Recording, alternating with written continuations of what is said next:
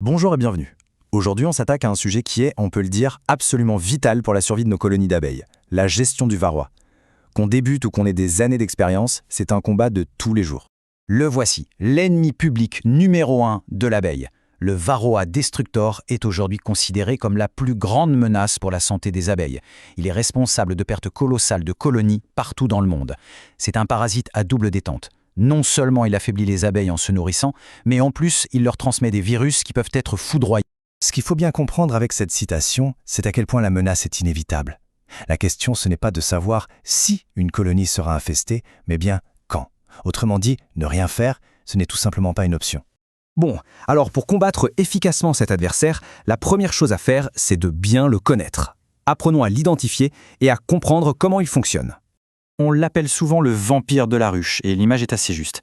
Imaginez un parasite qui se nourrit de vos tissus pour vous affaiblir et qui, en même temps, vous injecte des maladies potentiellement mortelles. Eh bien, c'est exactement ce que le varroa fait aux abeilles, qu'elles soient adultes ou encore au stade de larves dans leurs alvéoles.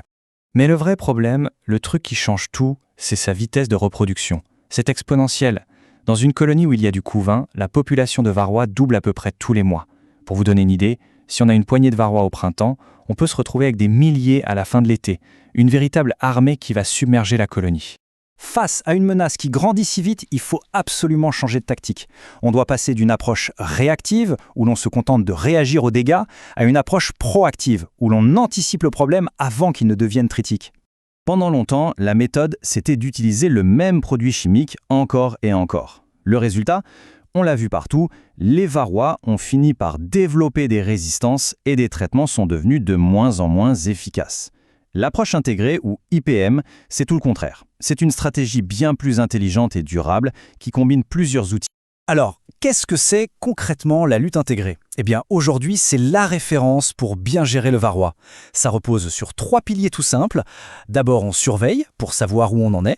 Ensuite, on met en place des pratiques pour limiter naturellement le développement du parasite. Et enfin, on alterne différents types de traitements pour qu'ils gardent toute leur efficacité. Allez, passons à la pratique. Tout, absolument tout, commence par la surveillance. C'est impossible de prendre les bonnes décisions si on ne sait pas précisément quel est le niveau d'infestation dans les ruches. C'est la base.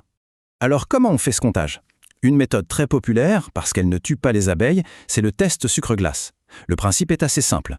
On prélève un échantillon d'environ 300 abeilles, on les met dans un bocal avec du sucre glace et on secoue doucement. Le sucre va faire que les varroas se décrochent des abeilles, on attend quelques minutes, puis on secoue le tout au-dessus d'une surface blanche pour faire tomber les acariens et les compter. C'est rapide et ça donne une estimation fiable. Ok, une fois qu'on a notre chiffre, qu'est-ce qu'on en fait ? On le compare à des seuils d'intervention. Regardez ce tableau. Au printemps, quand la population d'abeilles est en pleine croissance, on tolère un niveau d'infestation de moins de 1%. Par contre, si on passe au-dessus de 2 ou 3%, c'est un signal d'alarme, il faut agir. Plus tard dans la saison, au pic de population, le seuil de tolérance est un peu plus élevé, mais pas de beaucoup. Ce tableau, c'est un peu notre boussole pour savoir quand déclencher un traitement. Retenez bien ce chiffre, 3%. C'est un peu le seuil critique. Si le taux d'infestation atteint ou dépasse les 3%, surtout à partir du milieu de l'été, il faut considérer la ruche comme étant en danger de mort. Une action immédiate est indispensable pour espérer la sauver. Puisqu'on a vu qu'utiliser toujours la même chose n'est pas une bonne idée, il est essentiel d'avoir une boîte à outils bien fournie. L'idée, c'est de pouvoir alterner les stratégies pour que le varroa n'ait jamais le temps de s'adapter. Et cette boîte à outils est plutôt variée. On y trouve des produits de synthèse comme l'amitrase, des solutions plus naturelles à base d'huile essentielle comme le thymol, des acides organiques, et même des méthodes qu'on appelle biotechniques, comme le retrait du couvain de mâle, où les varrois adorent se reproduire. La clé du succès sur le long terme, c'est vraiment de piocher dans ces différentes catégories et de ne pas toujours utiliser la même. Pour que ce soit plus concret, prenons l'exemple d'un outil très utilisé, l'apivar. Son principe actif, c'est l'amitrase, une molécule de synthèse. Il fonctionne par contact, les abeilles se frottent aux lanières et se transmettent le produit. C'est un traitement assez long, de 6 à 8 semaines, mais qui est reconnu pour sa grande efficacité. Et voilà comment ça se présente dans la ruche. On voit bien que les lanières sont suspendues entre les cadres, en plein cœur de la colonie, là où se trouve le couvain, et où l'activité est la plus intense.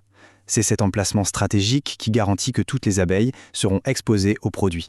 Attention, pour qu'un traitement comme celui-ci soit vraiment efficace, il y a des règles d'or à respecter. Il faut traiter toutes les colonies du rucher en même temps pour éviter les réinfestations, bien respecter les dosages, ne pas traiter pendant une mielée et surtout, le point le plus important, ne jamais supposer que ça a marché. Une fois le traitement terminé, on refait un comptage pour vérifier que le niveau de varroa est bien redescendu. C'est ça, la boucle de la lutte intégrée. Maintenant, prenons un peu de recul pour voir comment tout ça s'organise sur une année entière. Parce que la gestion du varroa, ce n'est pas juste une action ponctuelle, c'est une vraie stratégie qui doit s'adapter au rythme des saisons et de la colonie. Ce graphique, il est absolument fondamental pour tout comprendre. C'est une véritable course contre la montre. La population d'abeilles atteint son pic en plein été, puis commence à décliner pour préparer l'hiver. Mais la population de varroa, elle, continue de grimper et atteint son maximum juste après. C'est le pire moment possible. Notre armée d'abeilles commence à diminuer au moment précis où l'ennemi lance son assaut le plus violent. La fin de l'été est donc une période ultra critique. Tout l'enjeu des traitements de fin d'été se résume à une seule chose: protéger la génération d'abeilles qui va naître à ce moment-là. Ce sont les abeilles d'hiver. Elles ont une physiologie différente et sont conçues pour vivre plusieurs mois et permettre à la colonie de passer la mauvaise saison. Le sort de la colonie pour les 6 prochains mois dépend entièrement de la santé de ces abeilles. Il faut donc qu'elles naissent dans une ruche la plus saine possible. On termine donc avec cette question qui est essentielle.